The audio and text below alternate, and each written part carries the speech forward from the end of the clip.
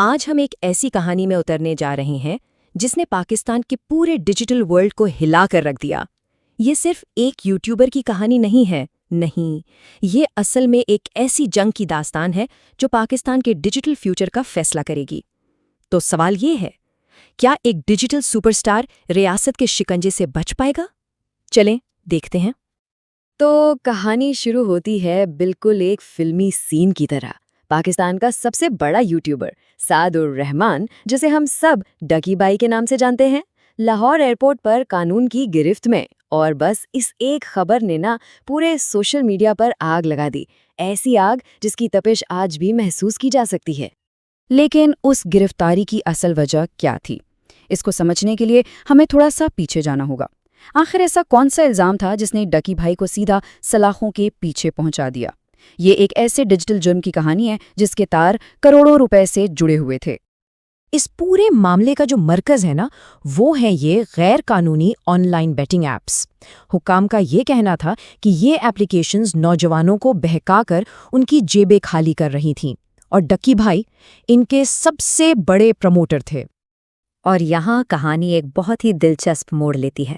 یہ کیس کسی ایک فرد کی شکایت پر شروع نہیں ہوا، نہیں، بلکہ اس بار ریاست پاکستان خود مدعی بنی۔ National cyber crime investigation agency یعنی NCCIA نے اسے ایک قومی مسئلہ قرار دے کر کارروائی کا آغاز کیا۔ جب تفتیشی اداروں نے ڈکی بھائی کے بینک اکاؤنٹس کو کھنگالا تو ان کی آنکھیں کھلی کی کھلی رہ گئیں۔ تقریباً 10 کروڑ روپے کی مشکوک ٹرانزیکشنز، اور ان کا لنک سیدھا انہی غیر قانونی بیٹنگ ایپ سے جڑ رہا تھا۔ چلیں اب دیکھتے ہیں کہ قانون نے اپنا شکنجہ کیسے کسا۔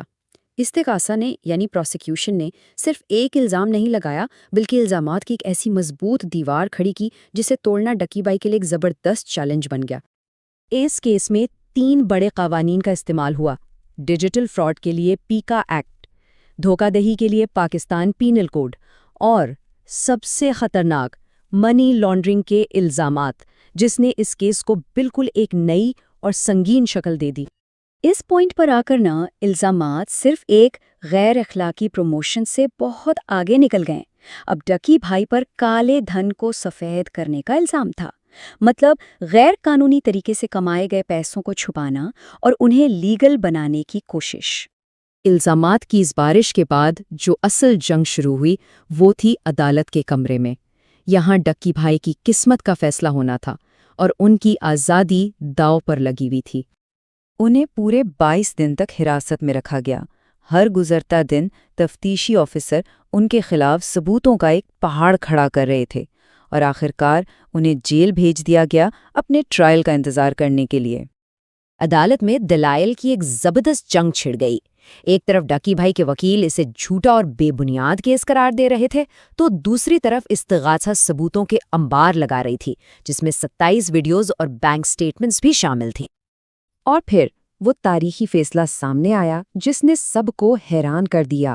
میجسٹریٹ نے یہ کہتے ہوئے ضمانت ریجیکٹ کر دی کہ ڈکی بھائی جیسے با اثر شخص کی ذمہ داری بھی زیادہ ہوتی ہے، اور ان کے برے مشورے نے سوسائٹی پر بہت گہرا منفی اثر ڈالا ہے۔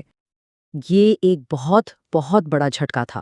سوچیں، ڈکی بھائی کی ضمانت کی درخواست ایک نہیں بلکہ 2 الگ الگ عدالتوں نے مسترد کر دی۔ اس سے صاف پتہ چل رہا تھا کہ عدلیہ اس معاملے کو کتنی سنجیدگی سے لے رہی ہے۔ لیکن ٹھہریں، کہانی یہاں ختم نہیں ہوئی۔ یہ صرف ڈکی بھائی تک محدود نہیں رہی۔ تحقیق کا دائرہ آہستہ آہستہ بڑھتا گیا، اور کئی دوسرے بڑے نام بھی اس کی لپیٹ میں آنا شروع ہو گئے۔ ان کی اہلیہ آروپ جتوئی بھی اس کیس میں نامزد ہوئیں، اور پھر ایک کے بعد ایک کئی بڑے انفلوئنسرز کو طلب کیا گیا۔ اس سے یہ بات بالکل واضح ہو گئی کہ یہ ایک ملک گیر کریک ڈاؤن ہے۔ حکام کی یہ کارروائیاں ایک بالکل صاف پیغام دے رہی تھیں، اب کوئی بھی قانون سے اوپر نہیں۔ ان کا مقصد پورے ڈیجیٹل انڈسٹری میں ایک ڈیٹرنس یعنی ایک خوف کا ماحول پیدا کرنا تھا، تاکہ کوئی بھی دوبارہ ایسی غلطی نہ کرے۔ تو اس پوری کہانی کا انجام کیا ہے؟ اس کا سب سے بڑا سبق کیا ہے؟ اس ایک کیس نے پاکستان کے ہر کانٹینٹ کریئٹر کے لیے کھیل کے اصول ہی بدل دیے ہیں۔ یہ ڈیجیٹل احتساب کے ایک نئے دور کا آغاز ہے۔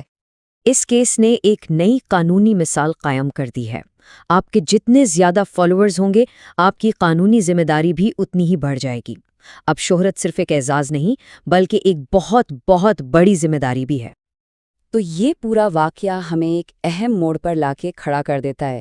سوال یہ ہے کہ یہ ڈیجیٹل ذمہ داری کا آغاز ہے یا پھر تخلیقی آزادی پر ایک پابندی؟ اس ایک سوال کا جواب ہی شاید پاکستان کے ڈیجیٹل مستقبل کی سمت طے کرے گا۔